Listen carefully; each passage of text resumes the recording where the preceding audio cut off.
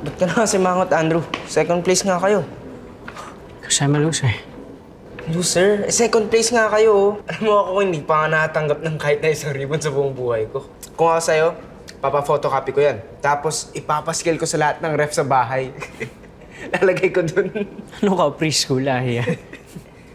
Ayan, dapat hindi ka na sumimangot, Shoti. Peterson Chua. Sir Julius. Sir. Ano po? Kamusta? Napadalo ka sa school? Opo, sinamahin ko to si Andrew sa competition niya eh. Good job. Galing. Alam mo ba, student ko siya sa advisor class 2 years ago. Tama? Yes. Talaga po? Mm-mm. At sobrang laking gulat ko nung malaman ko na magkapatid pala kayong dalawa. Ito kasing kapatid mo. Peterson, mabait ka naman. Ayun nga lang, medyo napapagaya ka sa school. Sobrang layo mo sa kapatid mo na star student at achiever. Hmm? Pero siguro naman, Peterson, I think maseseryosohin mo na yung pag-aaral mo ngayon. I hope. Sir, mauna na po kami. May Oh, lakad pa po kasi ingat kami. kayo. Excuse po. Sige. Ay, thank you for today, ha? I really had fun. Of course, we should do this more often. Sure. And with new friends next time? So, G, punta ka tomorrow sa lunch? Pag-isipan ko. Sige na, I'll introduce you to my other friends. Imagine, I'll introduce them to my aunt, who's almost my age. Ang fun, diba? Pumayag ka na. I'll think about it. Sige, sana game ka tomorrow. Wait na ako ha. Tell Ama na we enjoyed our Aunt Niece bonding. Of course, I'll tell her. Bye-bye. Bye-bye. Take care. Take care.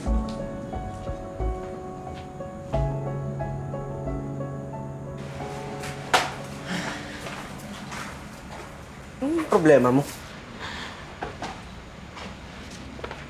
Natatalo ako, ahiya. I'm sure madidisappoint ko si Mama I'm a loser. Ako na, loser ka na. Ano, sabayan kita ng iyak? Kung kinakaya mo yung second place finish mo, aba, talagang dapat mahiya ka. Tingin mo ata sa sarili mo, perfecto. Hindi rin naman Diyos, di ba? Eh, hindi naman sa ganun. Malungkot kang second place ka, Andrew. Well, guess what? Second place ako sa pamilyang to buong buhay ko. Ano bang gusto mong madinig? Makarinig ng papuring, it's okay, Andrew, you did your best.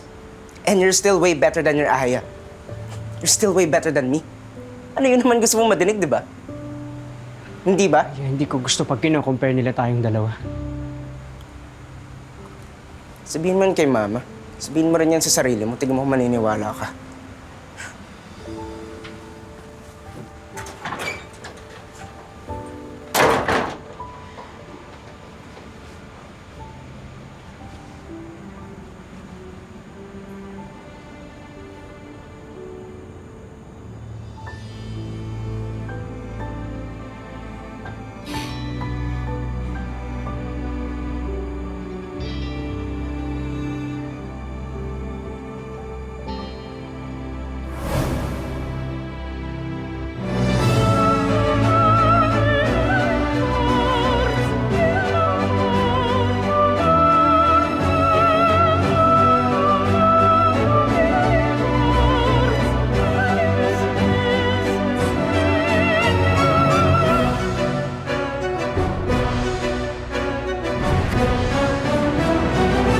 Second place finish. Apparently, your best wasn't good enough. Kaya tulong lang kayo buong operasyon. Wala kayong mararamdaman.